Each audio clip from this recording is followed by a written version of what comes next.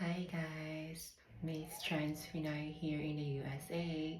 So for today's video, ang ating pong topic is kung paano po napaputi ko ang aking mga kilikili. Hindi masyadong maputi. So ang secret ko po ay naglalagay po ako ng glycolic acid. This is not sponsored guys. So this is ordinary glycolic acid toner. Exfoliating toner, 7%.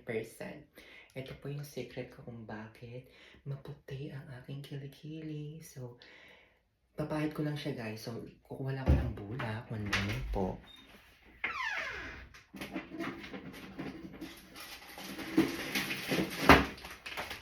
Kuha lang ko ng bulak.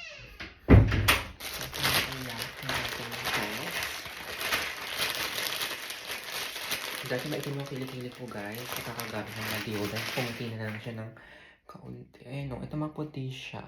May mga lines na. Ito hindi masyadong maputi. Kasi alam ko, I remember na sunog to guys. Yung dito sa deodorant. So, hindi lang siya natanggal. So, hindi po ito sponsored. The Ordinary Toner. Ganyan po siya. Punuin natin yung test. Tapos, we gently apply po sa ating kilikili. We gently apply ng ganyan-ganyan lang. Pwede na rin siyang deodorant, guys. I use it as a deodorant too. Kasi ano niya, ang tawag nun, nalalevel niya yung balance ng pH, acidity ng kilikili.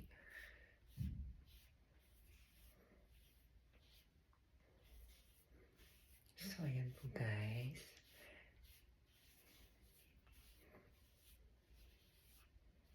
Yan ang pahit-pahit. Gentle lang po, huwag masyadong makaskas.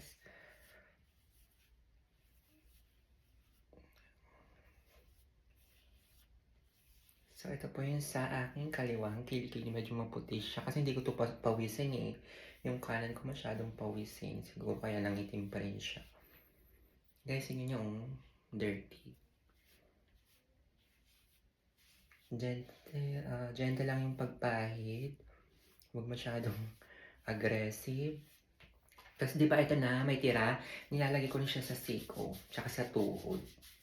Kasi nakakapagpaputi siya ng tuhod, siko.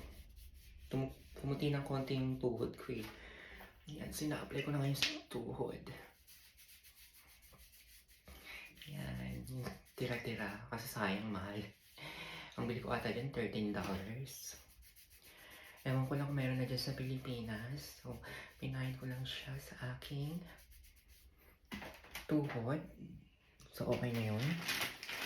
Yan yung kanan naman. Ito kasi may medyo, pawisin yung kanan ko. Pero pag wala namang amoy. Pag nagpawis na siya, pag gumamit ka nito, wala nang amoy. Pwede na kasi deodorant.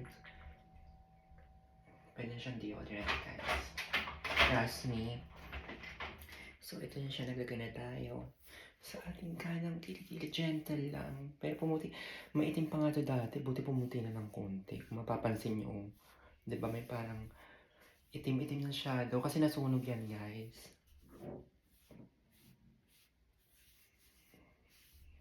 Hindi ako nagpapakita ng kilikili. Ano lang siya yung ginagawa ko dito twice a week. Kasi medyo matapang din ito pag inaraw-araw. Twice a week. Siguro after 2 days, ganun, lagay uli. Yung ganun siyang deodorant.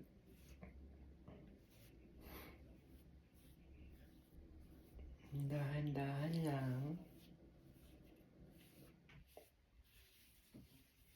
Especially yung nag-i-eliminate din siya ng body odor.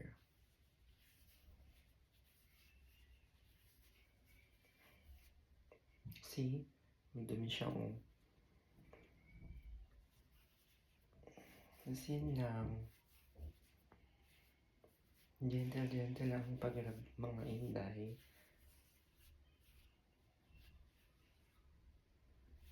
Yung tira sa siko. Mga ate, yung tira-tira sa mga siko-siko lang. Tapos puputi na yan, promise. Yung kanan ko kaya nga siguro i-laser kasi pawisin talaga siya. So, hindi na nawala yung stain niya yung parang naging tattoo na yung sunog niya sa deodorant.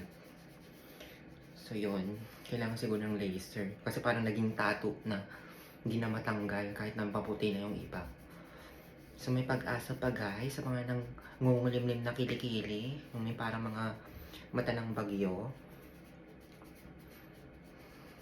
The Ordinary po yung gamit ko, glycolic acid 7%. Exfoliating toner. Meron naman ata niya sa Amazon o sa online. So yun lang guys. So as you can see, ito pumunti na talaga siya bong. Focus ko, ito naman din masyado. Yung iba lang, kasi parang naging tattoo na to, nasunog. Tumato na yung sunog. Siyempre lalo na pag may sleeve ka na, kaya itim, pupunta talaga sa naging tattoo na. So yun lang guys, maraming po salamat sa panonood.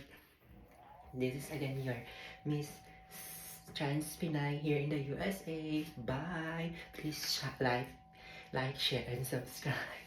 Thank you.